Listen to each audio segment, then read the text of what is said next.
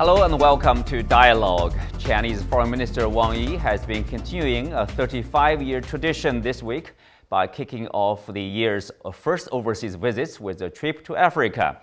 This year's trip brings the foreign minister to Namibia, the Republic of the Congo, Chad, and Nigeria.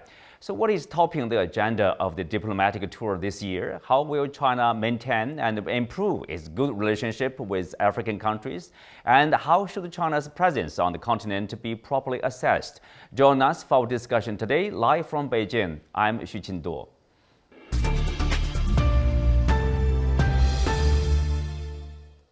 Well, joining me today are Ye Hailin, president of the China-Africa Institute, Jana De Kluiver, consultant at Africa International Advisors, and Gichinga, a chief economist from Mentoria Economics, and Ovigwe Eguegu, policy analyst at Development Reimagined.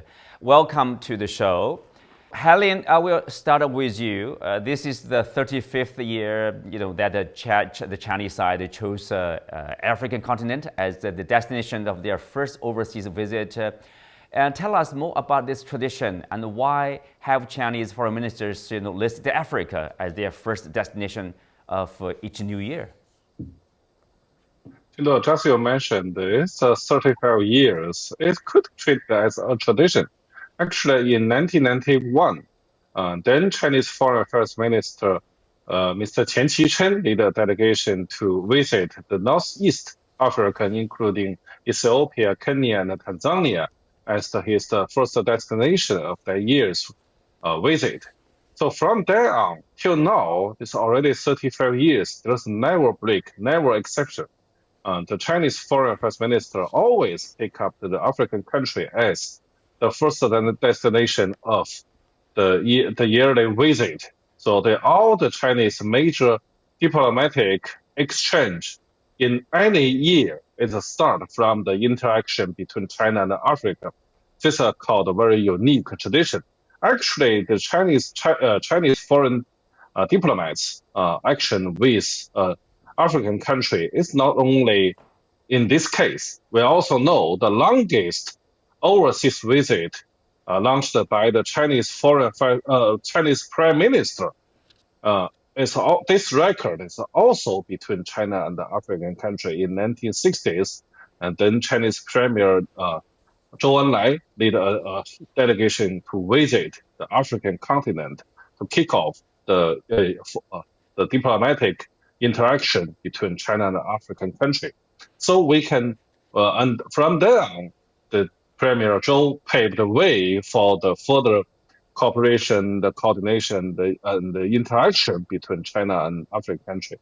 So we see this is very important. It's not only symbolic. It really means China always take African country as the diplomatic priority, particularly this year, because we know in last September, China successfully held the FOCAC Beijing summit, and during the summit, the Chinese government upgrade his diplomatic ties with all African countries into the strategic level, and all the 53 participants, the attendants of the FOCAC Beijing summit, they reached a very wide consensus to launch the cooperation to co-build the modernization process between China and Africa. So I think it means a lot. And this year we can take as very important steps for Chinese government and the African countries to co-construct the shared future shared destination community, and also to go forward for the modernization process to implement the 10 action plan of the Beijing summit FOCAC. Yes, we will come back and touch upon obviously this action plan, Beijing and the FOCAC, implementation. But before that, Jana, I want to have your opinion about how you look at this relationship. Currently, from the Chinese view, we see that as a traditional friendship relationship, a strong relationship, supporting each other politically, including the independence of African countries, 1960s, 50s, and until now, economic development. China sees Africa as a continent for opportunities. But at the same time, there's popular view, like in Western nations in particular, they would see the Chinese presence in African continent as a competition with European countries or with other countries. How do you look at the presence of China in Africa? Well, firstly, I think competition can be good. It's very natural that there would be numerous external partners vying for Africa's attention because the continent does have burgeoning markets and immense natural resources, amongst other things. So I think there is a scenario in which competition on the continent can be very healthy. If anything, China's increased presence could spur on Western investment as well as from the Gulf states increasingly. So this type of healthy competition on the continent really is good for driving forward the type of sustainable development that we need. In terms of taking stock of where the relationship currently is, I think it runs very deep and very wide. Cooperation has stretched very much from being economic to also having this heavy political dimension to increasingly also a security dimension. And it's this type of wide interaction stretching across all different areas that I think makes it so successful. Something else that I think that Beijing has been very intentional in cultivating is also the people-to-people ties implicit in all of these interactions. So not merely keeping it at economic trade, for example, investments, but also having a trickle-down effect to having people-to-people exchanges. And I think this has really created a shared cultural experience between the two different entities that makes the relationship that much more sustainable in the long run. Of course, Africa is not a country and has very diverse needs, and what we might see in one country might differ from the needs of another. But I do think in all of the countries that has diplomatic relations with China, there has been heavy investment in building this relationship forward over the past decades. So taking stock of that going forward, I think the continued emphasis on green investment, small is beautiful under the BRI, and more cooperation within the technological realm as well is something that might have been different from the infrastructure heavy investment we saw at the start of the BRI. But I think this development is positive, and I do think there is a responsiveness from Beijing's side in really taking to heart what African states want in terms of their partnership. Mm-hmm. Well, speak of that, of course, the first destination of Mr. Wang Yi is Namibia, and he talked about this, time-honored friendship between China and Africa, and he also calls China the most reliable partner for the African countries. So I want to have, Ovigwe, if you look at the China and Africa relationship, China and Namibia in particular, Mr. Wang Yi also said that China is ready basically to make the investment to help Namibia to transform its, we know that this country is rich in resources. So to make such advantage into like a development benefits or social benefits. How do you look at this relationship between China and Namibia? How do you characterize that kind of cooperation? Yes, it's very interesting that Foreign Minister Wang Yi is mentioning the natural resource sector because, as you all here are aware, there is a new government in Namibia, and there's new commitment towards driving development of Namibia, particularly with focusing on the natural resource sector, which of course it does have a lot of endowment in that regard. But something that is of course there's more emphasis on in the continent today, and of course, including in Namibia, is the emphasis on actually ensuring that natural resource beneficiation, improving not just both mining but also value addition, because the continent sees that as a way to get as much value out of the resource as possible. And China has shown that it's able to do that. But if you look at lithium, for instance, it has made those type of investments in Zimbabwe. Also in my country, Nigeria, there is a 4,000 ton lithium processing facility in central Nigeria by $100 million.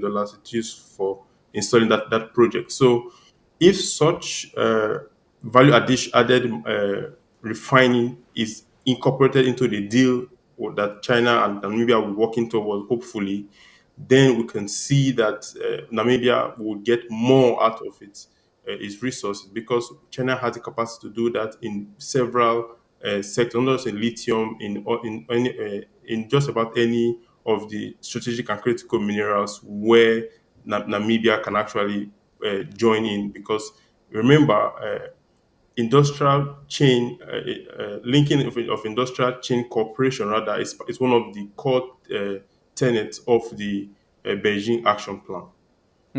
Well, that's a part of the efforts, for industrialization, and of course, Ovigwe, tell us more about what about the possible cooperation in the say, new energy area, green energy area, like investment in the solar, nuclear, wind power, for example, or the building of solar panels in Namibia by the Chinese side.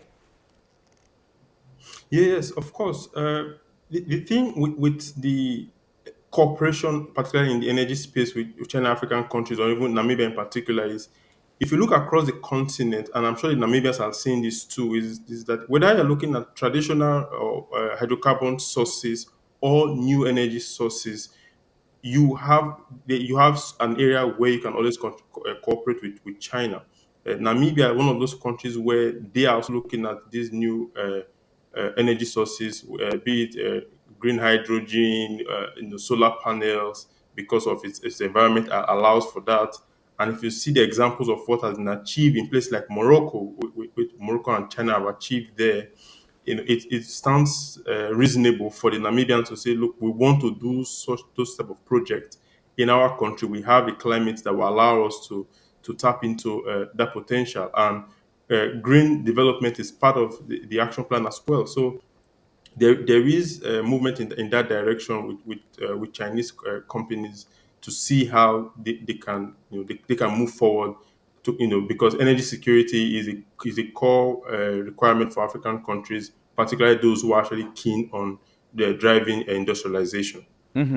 Well, Ken, as Ovigwe talked about this industrialization, or common goals, between the Chinese side and the African countries, and this FOCAC, summit last year. So we are looking at industrialization, working together to modernize both China and, of course, African partners. Many thanks and Happy New Year. Indeed, if you look at China's growth model over the last 40 years, it has really been an export led growth strategy where they receive raw materials, minerals from Africa. Much of it is put into heavy manufacturing, and products are exported to the rest of the world. That has been Chinese growth model, which has worked very well and has lifted millions of people out of poverty. Now, there was a period about 3, 4 years ago where China was attempting to change that growth model, focus more on domestic demand in China. But I think the COVID pandemic and its effects have really disturbed that model. So I think China is back to what it knows best, the export led strategy. And of course, Africa will be critical because Africa really is the home of much of these natural resources. And it was no coincidence that Namibia was top of that pile because Namibia is rich in uranium. The world's largest solar plant is being built there. So for me, I think this is a confirmation that China has resumed its original growth strategy, and African countries will be critical, particularly in the production and transfer of raw materials. Hailin, tell us more about, this is the first year for the implementation of all the achievements, for CAC last year and also Beijing Action Plan. What is the focus? What is the priority for the first year, maybe? Yeah, our African friends, they all talk about the raw materials and the energy sectors for the mutual cooperation or the bilateral cooperation between China and the African country. But I would like to remind one thing that it's only the early harvest phase for the industrialization process and the industrialization cooperation between China and the African country. We know when we are talking about the international market and also the modernization, the industrialization, we should notice that the country has to exchange something from the international market, so sell there some comparative advantages and get the products they need. So under the current stage, the African continent, there are advantages, comparative advantages, is the resources, including the raw materials and the energy. But they won't last very long. It won't be the permanent phenomenon for the international market related to the African country. The 10 action plan of the FOCAC Beijing summit is aiming to upgrade the industrialization and the modernization process in the African. So mainly in the future, under the support of the joint effort of the China and the African country, Africa should encourage the domestic local industrialization process. So make the African advantages from the raw materials and the energy sectors into the industrialization and manufacture sectors. Such kind of the process is very crucial for the future of the African country, and China would like to participate in that.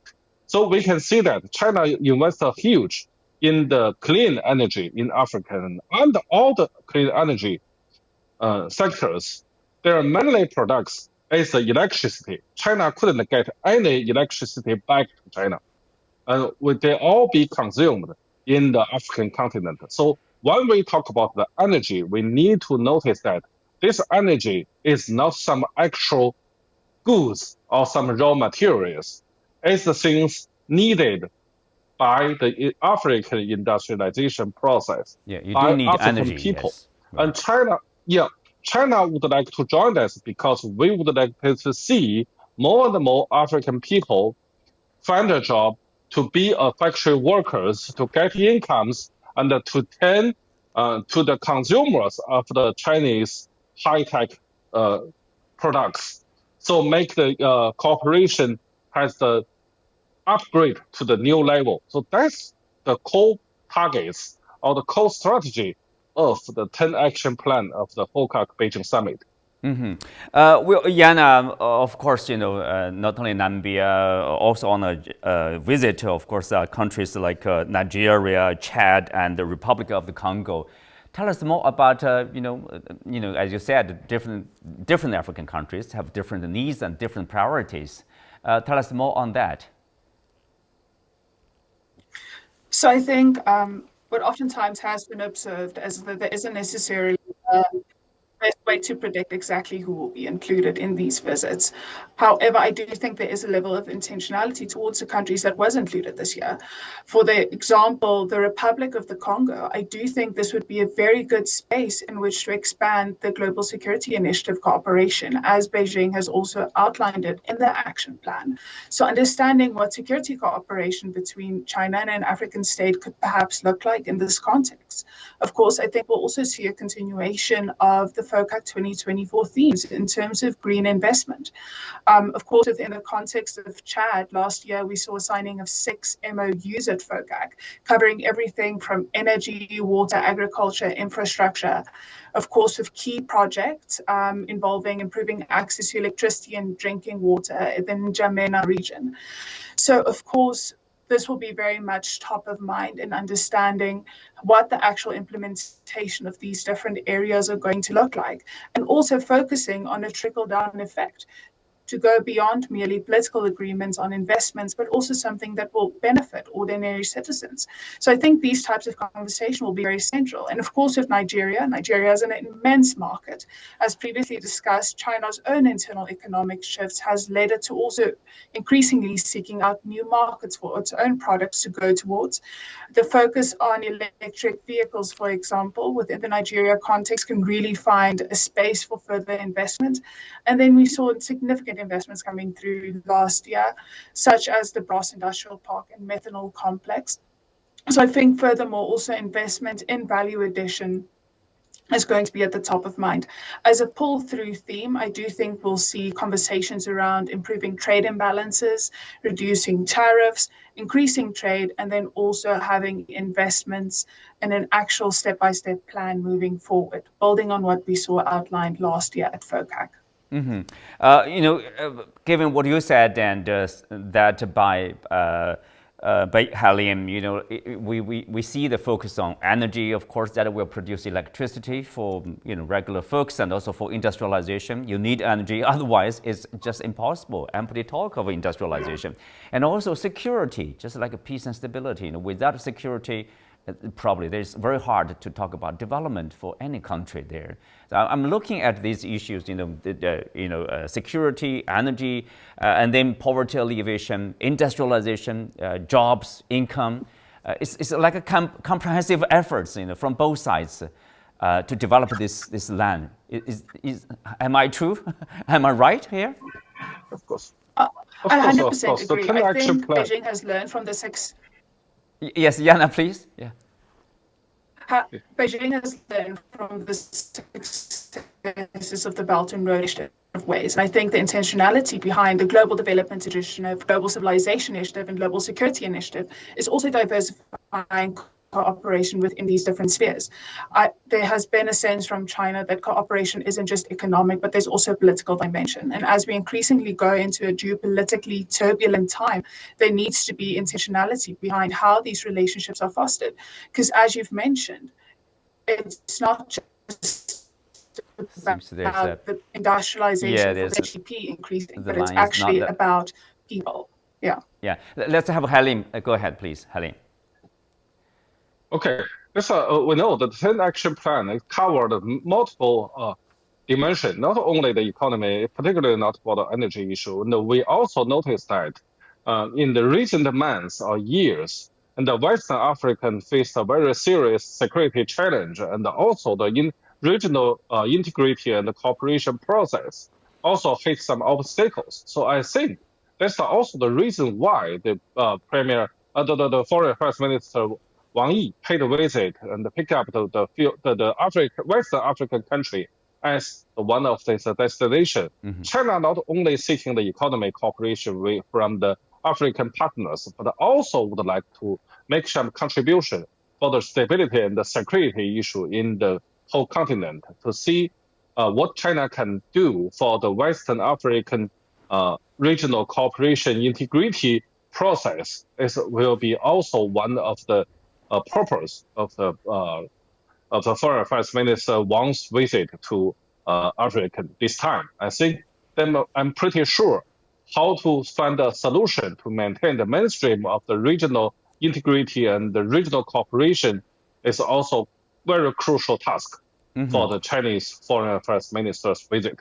Yes. Ovigwe, you were nodding your head while Hailin was talking about his opinions. Tell us more about the overall this comprehensive relationship here. Of course, the purpose is very clear: poverty alleviation, development. I mean, you can, maybe in one word you can summarize this relationship for the purpose of development. I mean, how can African nations like Namibia, like Nigeria here, we talk about Chad and Republic of Congo, how can they do to cooperate with the Chinese side? Make good use of this 51 billion financial assistance, agreed upon last year at the FOCAC summit. Ovigwe, is your mic on? Yeah, please.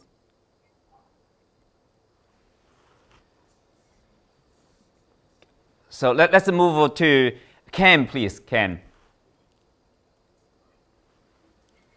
I think that's a very good question, but I think it's important we paint the right perspective. One of the biggest questions that is arising in Africa is a question of trade balance and the issue that African countries are importing way too much from abroad, things that could be cultivated in Africa, things that could be made in Africa. So there's a big feeling across the continent that Africa needs to be part of the production process, not just a consumer to products that have been created abroad, but needs to be part of the production process. Now, if these structures enable that conversation, then I think it can be a very good thing. However, I think, as I said earlier, we are still in the original growth model of extracting raw material and re-importing products from China, from the West. So I think there's still a big conversation that has to be had within Africa in terms of Can Africa produce more? And what does it take in terms of the factors of production for Africans to produce more? Oh, Ovigwe, are you back? Yes, can you hear me now? Yeah, yes, I can hear you. Go ahead, please. As Ken mentioned, how can African countries participate in the process of basic industrialization, produce things that can be exported to other parts of the world, including China? Yeah, so several people have made very good points, but one of them, which I think is very crucial, is the factor of energy. Energy poverty is one of the main challenge to Africa's industrialization, and that's why emphasis on improving industrial, particularly base load, so that this industrialization and tying that with energy access is very crucial.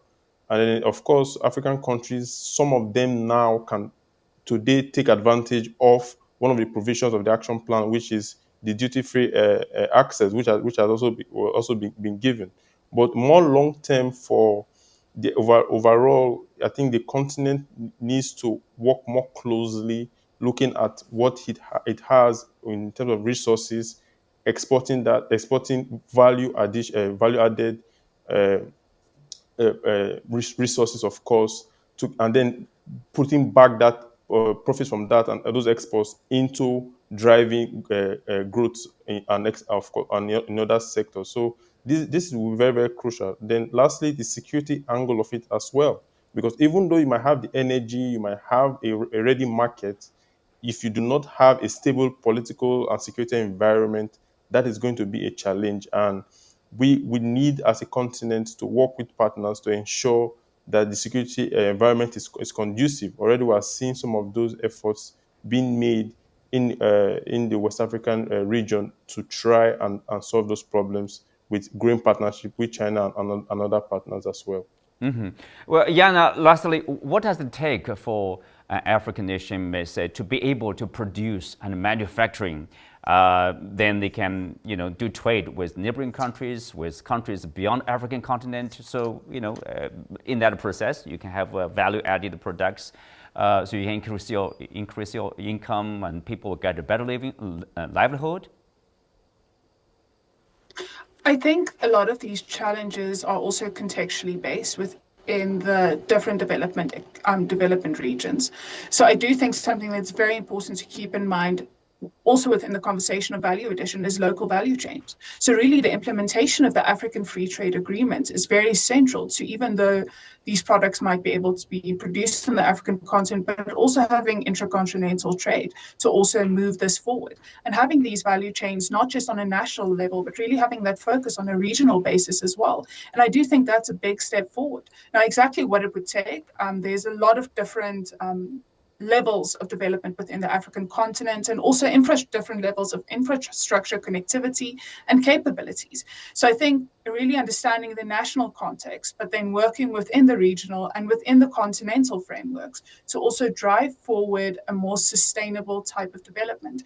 And I 100% agree with previous panelists that it's so crucial to have that value addition if the continent is to move forward. And I think that's why it's so important that Beijing is also mindful of this in its interactions with African states. Well, of course, China is also imposing, practicing these zero tariffs to 33 African countries starting from December 1st last year. Hopefully that will also benefit the development of many nations there. With that, we come to the end of today's show. Many thanks to our guests. You can also watch us on the CGTN app on YouTube. Thank you for being with us. I'm Xu Qinduo. See you next time.